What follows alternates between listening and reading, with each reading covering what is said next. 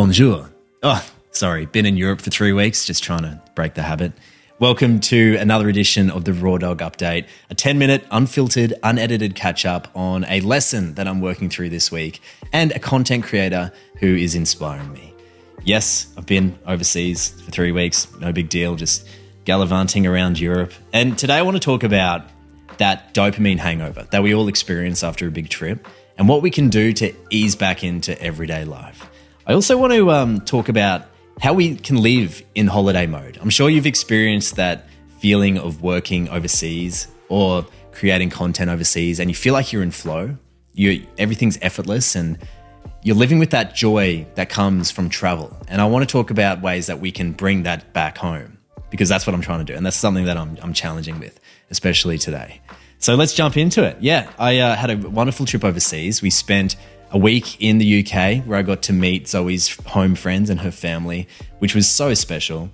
It was my first time in London, and not only was I a tourist to a completely new city, but I got to see it through the eyes of my beautiful girlfriend who grew up there and got to experience home-cooked meals with her friends and family, and having that, seeing it through a local's eye, I guess, was really special. And also, as I mentioned in the previous episode, we've been dating for about 18 months, but there was always that undiscovered part of Zoe, knowing that she grew up in a completely different country. So to meet her friends and to see that the qualities that I love in her, in them, was really special. And, you know, we are the product of the people we spend our time around.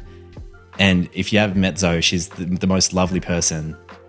And seeing how lovely all her friends are, that makes sense to me now. And the same thing with her family, who are absolutely divine. Just the most friendly family and welcomed me in with open arms, and I'm forever grateful. So after the UK, we went to Portugal, which is a place that I've been twice now.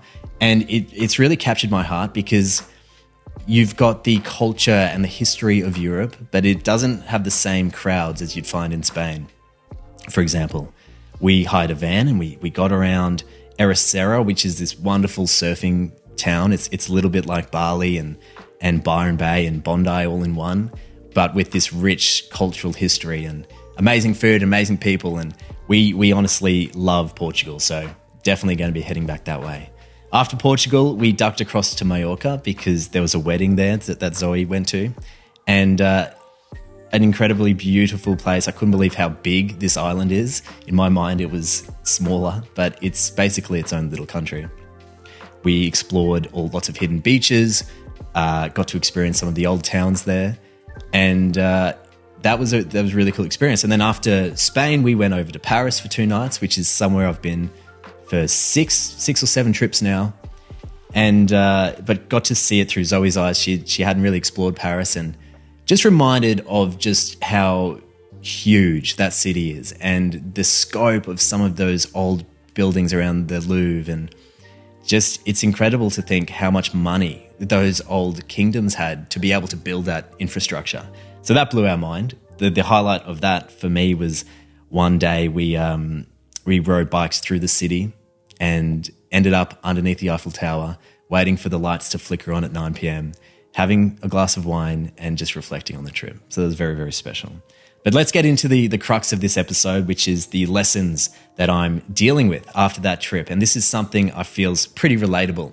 On a trip, it's so exciting. Everywhere you go is new. You've got so much dopamine and you're on such a high. So when you come back home to reality, it's like you have this massive come down. And sometimes it's easy to keep drinking, grab another beer to keep the dream alive. But I want to talk today about how we can naturally return our brain to a natural rhythm by seeking out healthy dopamine boosts instead. So the challenge is to reduce that instant gratification to find healthy dopamine boosts. Things like social media, you know, that's instant gratification when you're going through your reels. That's going to give you unhealthy dopamine. So you want to avoid that. Try and lay off the socials and do things that are going to give you natural dopamine. Things like an ice bath, sauna. I've been pumping them out this week and that's been really great. Another thing could be setting small goals. So just, you know, a little to-do list and ticking that off throughout the day. That'll give you a healthy dopamine boost. And the biggest one for me has been reconnecting with nature. So I tried to get in the ocean as soon as possible. I went for a surf, and nothing provides a reset for me just like being out in the ocean. Surfing is just this incredible reset. It's a meditation, it's exercise, it's being in the water. So if you are near a body of water, get yourself a piece of foam and go for a surf. It is truly something that brings me so much happiness, and I just need to remind myself that and do it more often. So yeah, to recap on that, I guess the healthy dopamine boosts that you need to do after a trip are things like an ice bath, getting out into nature, setting small goals and ticking them off. Because the tendency when you get home is to find unhealthy habits to get to those levels that you reached on the trip. But that's just going to kick the can down the road. And what we need to do is reset our brain to a natural rhythm. That's the goal here. Now, part of this was, so while I was overseas, I did lots of travel content.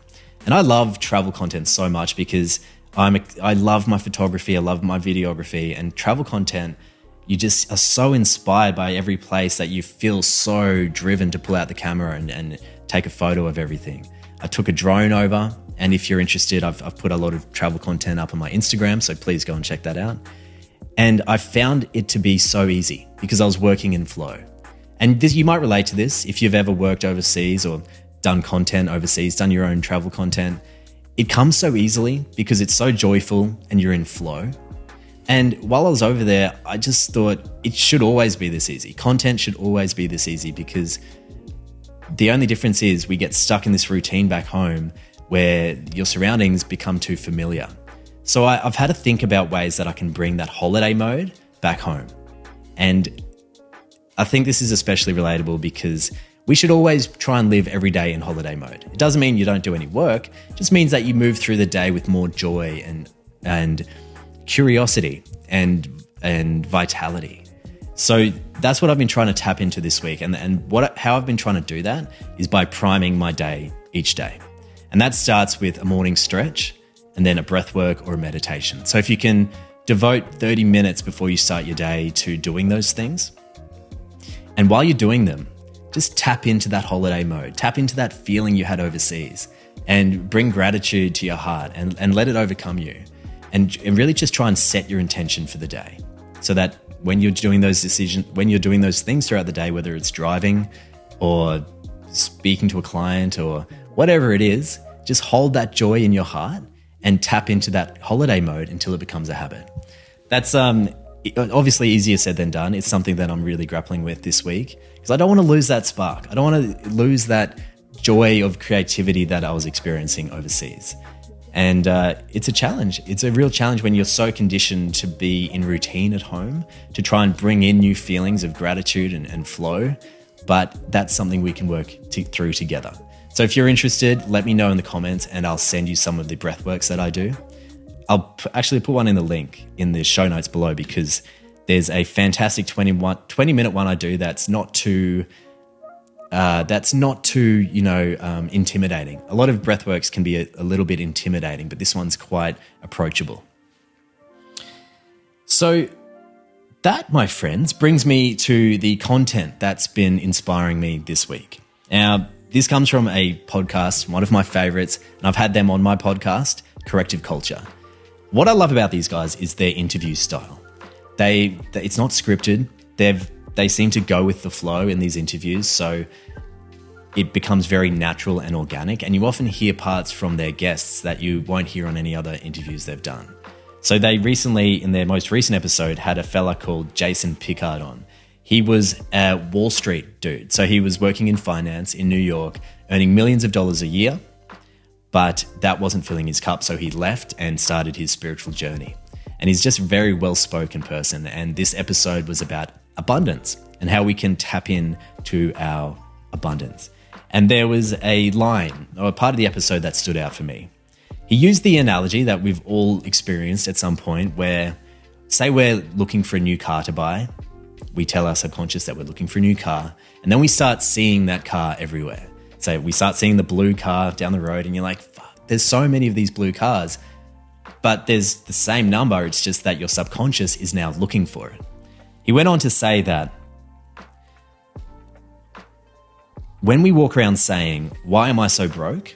We then send out a beacon to show us why we're so broke. Every time we say those things, we're actually reinforcing it. But if we say, why is it so easy for me to make money? Why is it so easy for me to be healthy? How can I be abundant with ease? And then all of a sudden, our subconscious starts looking for those pieces of information to help reinforce that. It's like it's looking for the blue car. This was such a great way to summarize that. Whatever we tell our subconscious, it believes to be true. So if we tell it that we're broke, we're going to look for signs throughout the day to reinforce that belief. But what we need to do, even if the bank balance is low, and this is the tricky part, we need to tell ourselves that money comes to us so easily because our subconscious will get on board and begin finding pieces of information throughout their day to reinforce that. And that is really the beauty of the abundance mindset.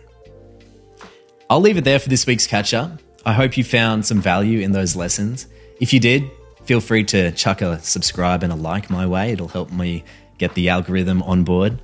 And if you're interested in my travel content, jump across to Instagram or TikTok and let me know what you think. I had so much fun creating it and hope to attract more travel opportunities just like that. I've enjoyed hanging out today. It's always a pleasure, and I'll chat to you next week.